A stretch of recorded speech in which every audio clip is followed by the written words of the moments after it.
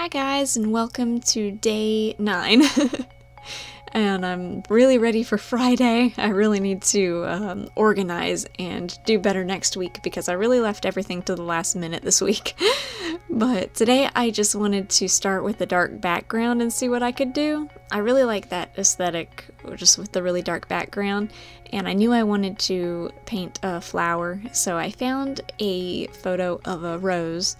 And my painting ended up looking nothing like the reference photo, which is something that I'm really proud of for some reason. And yeah, I used the reference photo for ideas of different petal shapes for the rose, but otherwise I just used my own colors. I wasn't really paying attention to it that much. I used to be really into photorealism when I was in high school. I wanted everything to look exactly like a photograph, but now that I'm a little bit older and I have a lot of experience with photorealism, I'm not that worried about it anymore. Like, if I want something that's going to look exactly like a photograph, I'll just take a photograph now, I guess. I mean, that's still, a really impressive skill to have, and I love artists who do photorealism. But I just don't have the patience for it anymore. It's no fun for me, I guess. It stopped being fun.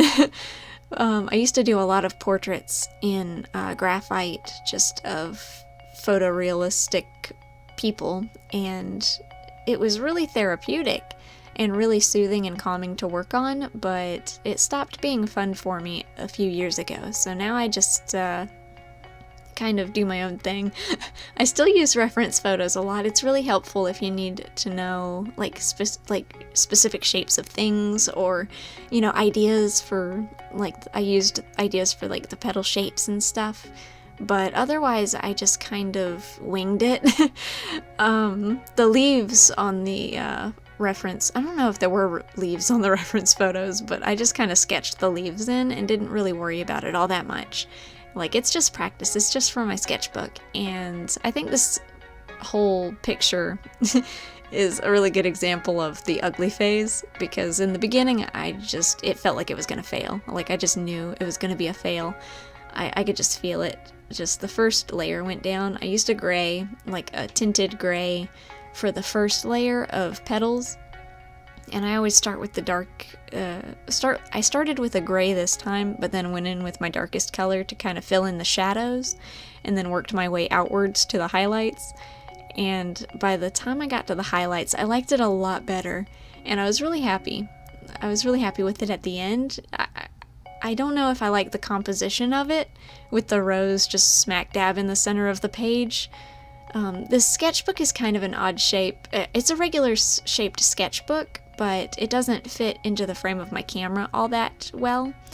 And when I tape up the edges for an acrylic painting, it only leaves me with a very specific area to work with. And that's why I've been trying to work with my sketchbook more horizontally lately, but I still like that vertical shape. But I think that compositionally I could have done a lot better with this, but it was still really good practice. I'm not that great at painting flowers yet, and I would like to be, because they're fun for me. I've been painting more of them lately.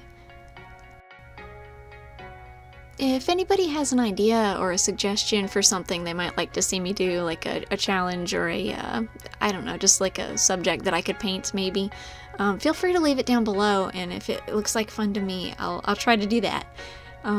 Yeah, but any help, because I'm kind of running out of ideas. Just a little bit. I want to keep it interesting, and I want it to be something that's easy to talk about, like this, the rose. It's a good subject to paint, but I'm not sure what to say about it too much. I was never formally trained in art. I'm kind of self-taught. I've taken art classes, but they were all art history, so I don't know what I'm talking about. All I know is my personal experiences. So yeah. So if I ever give any advice, it's not I don't know what I'm talking about. So it's just something that's worked for me, and it might help somebody else. So yeah, but if anybody has an idea, just leave it down below, and if it's interesting or if it looks like fun for me, then I'll see if I can do that.